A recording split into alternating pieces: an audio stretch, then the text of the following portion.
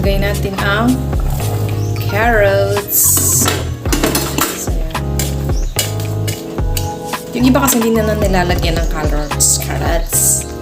So, ako kasi nilalagyan ko para syempre mas nasustansya kasi may mga batang kakain. So, ayan. Kukuluan natin siya. Isabay na natin yung patatas.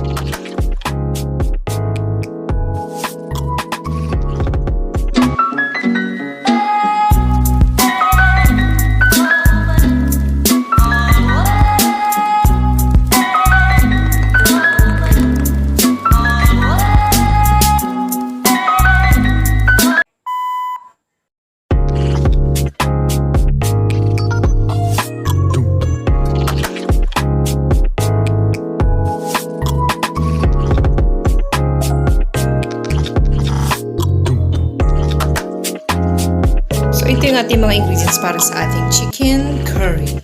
So, ayan. So, itong gata na to is talagang galing siya sa palengke. Purong-puro yan. Walang halong preservative added. Ito yung chicken curry natin. Kakailangan natin ito ng konti. So, maglalagay sana ako ng pineapple juice pero hindi na kinain ng budget. Pwede kayo, ayun ay optional. Pwede kayong maglagay ng ganun. So, ito, ayan. Chicken, ganyan. So, mamaya ipa-fried natin yung chicken before natin siya lutuin sa gata. So, yan. Mag-prepare muna tayo ng chicken.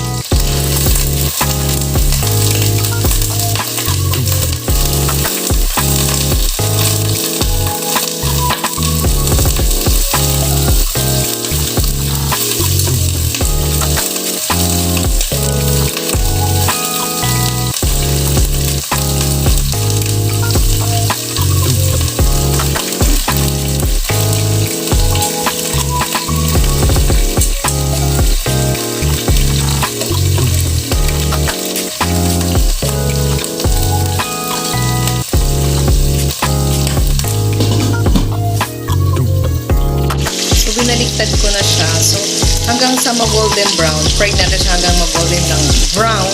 Huwag yung parang lutong-luto naman kasi lulutuin pa natin siya mamaya sa gata. So, puro leg part yung mga kinuha ko kasi syempre may mga bata para mas ma-enjoy nila yung pagkain. So, yan. Nag-fried na ako ng chicken. Before natin chicken curry. So, ayan, mainit na yung ating mantika. So, kung saan ako nag-fried ng manok, doon na rin ako magluluto kasi para lasang-lasa yung manok.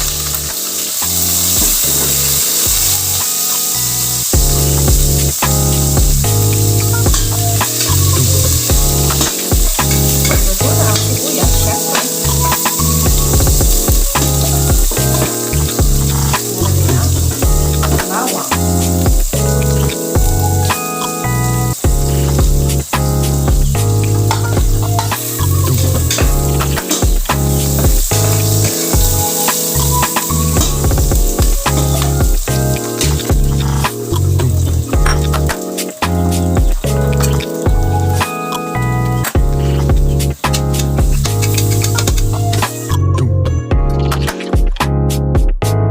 So, ayan, nilagay ko na yung gata. Pakukuluan na lang natin yung gata ng konti, tapos saka natin ilalagay yung manok. Kasunod ng gata ay ang ating manok. Ilagay na natin yung chicken. Ayan, pakukuluan pa natin siya. Halu-haluin ng konti para hindi mamuo yung gata.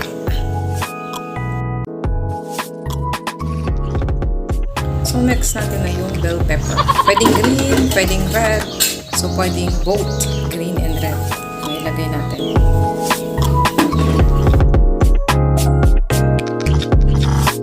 Lagay natin ang carrots. So, yung iba kasi hindi na nilalagyan ng carrots. So, ako kasi nilalagyan ko para syempre mas nasustansya kasi may mga batang kakain. So, ayan. Kukuluan natin siya. Isabay na natin yung patatas. So, ayan.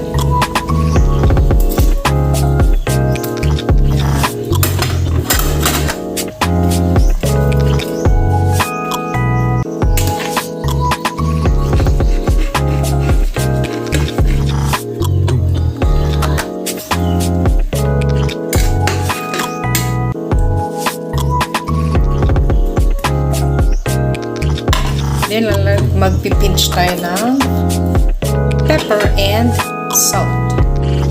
Ayan. Salt and pepper. Pampalasa.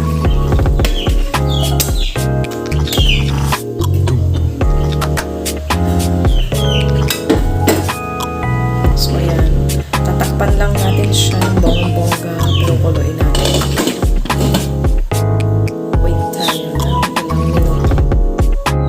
So, next, ilalagay na natin itong chicken curry seasoning. Pero, hindi masyadong madami, guys. Maliban lang kung talagang marami yung niluto nyo.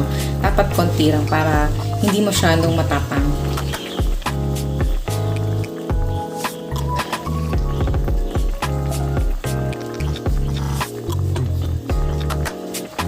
So, ayan. Konti lang dapat.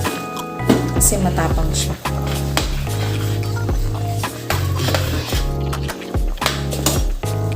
Gunaw-gunawin lang natin siya sa, or tunawin natin siya sa gata. So, ayan. Kumukulay na siya, diba? So, ayan. Naaamoy ko na yung ano niya. Perfect. Ang bango.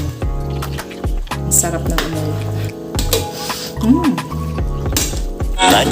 Much later. Delicious.